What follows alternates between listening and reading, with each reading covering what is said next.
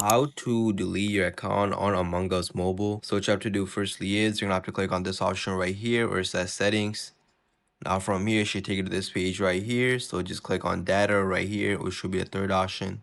And as you guys can see, if you do scroll down for a bit, the fourth option right here said delete account. So if I do click on that, and I'm gonna have to check this, then if I type delete right here, click on done. And as you guys can see, they said by pressing confirm, you're requesting the deletion of all Among Us data.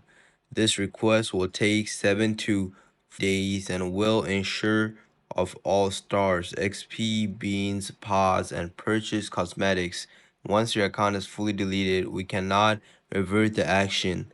Your account will function as normal until the deletion process is complete.